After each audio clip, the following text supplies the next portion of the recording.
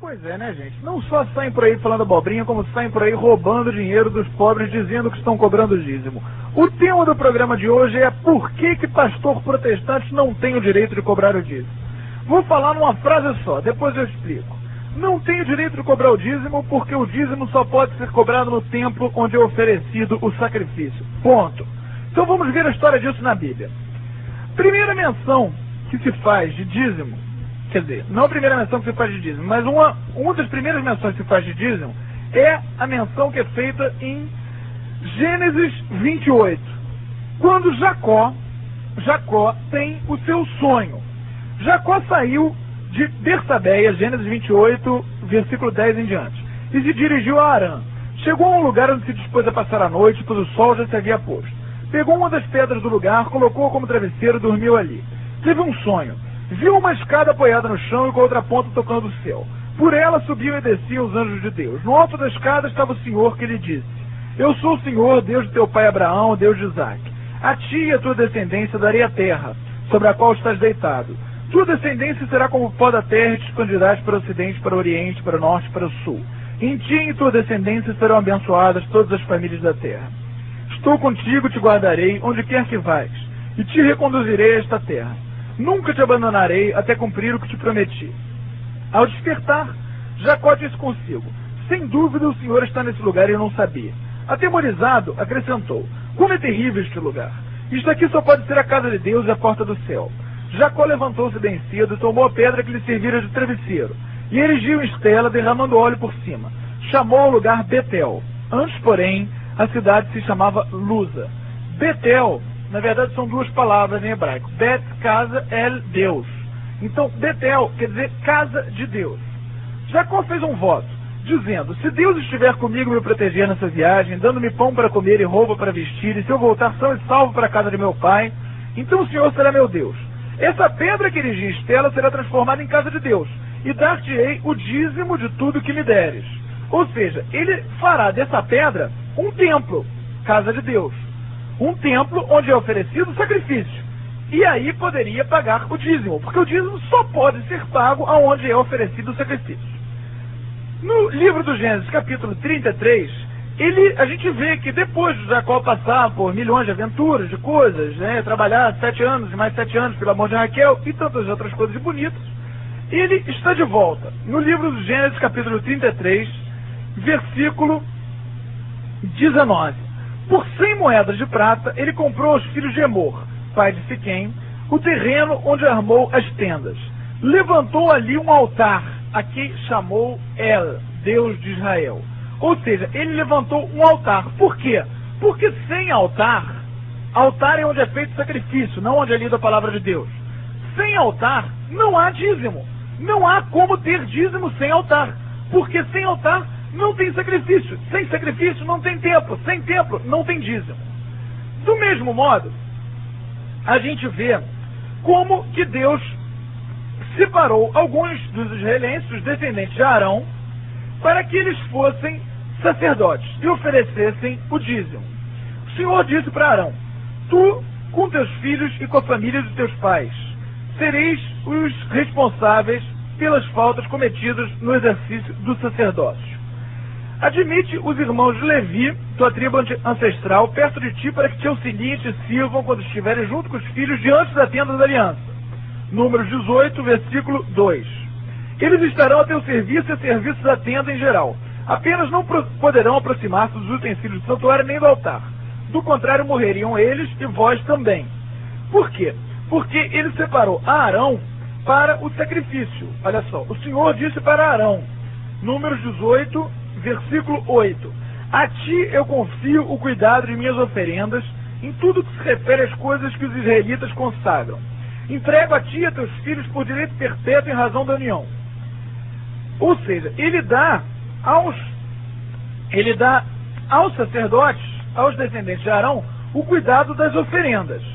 O cuidado de qualquer dom, a parte reservada de qualquer dom oferecido pelos israelitas com gesto de oferenda, porque a oferenda é feita sempre ao templo. As primícias que trouxerem para o Senhor de qualquer produto da terra serão tuas. Qualquer um de tua família que estiver puro poderá comê-las. Ele não falou qualquer um, ele falou qualquer um de tua família. Por quê? Porque o sacerdócio dos judeus, como nós vimos no programa sobre o sacerdócio ontem, ele passa de pai para filho. Resultado, é necessário que seja alguém da família de Arão, alguém que é um sacerdote, porque o sacerdote é quem recebe as oferendas sacrificiais, é quem faz o sacrifício. Deverás derramar o sangue dos primogênitos da vaca, da ovelha e da cabra sobre o altar e queimar as partes gordas ao fogo. A carne, porém, será tua. Ou seja, ele faz o sacrifício desses animais e ele pode assim receber as oferendas, receber o dízimo. Os levitas simplesmente auxiliavam.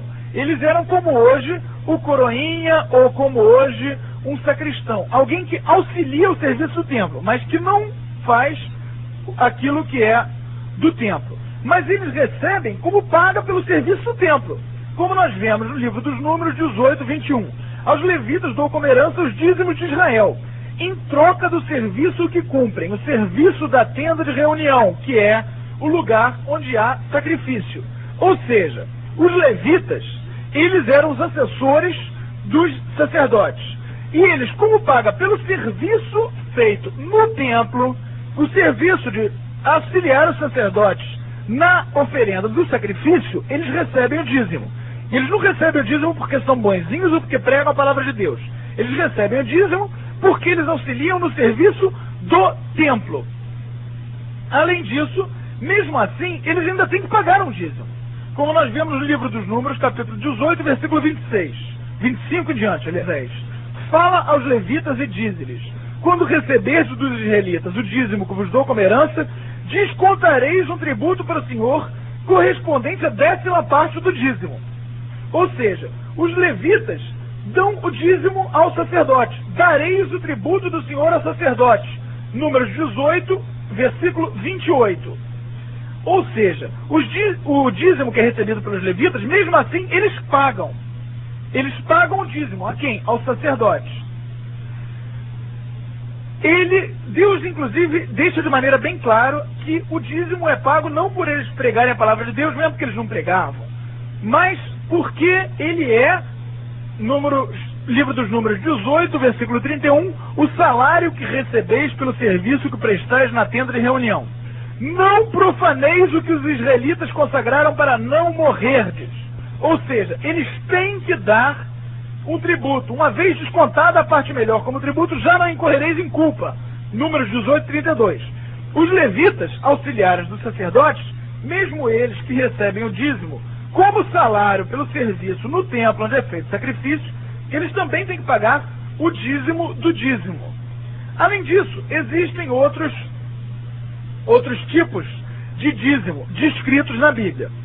No livro do Deuteronômio 14, nós vemos um dízimo que deve ser consumido em Jerusalém, um segundo dízimo.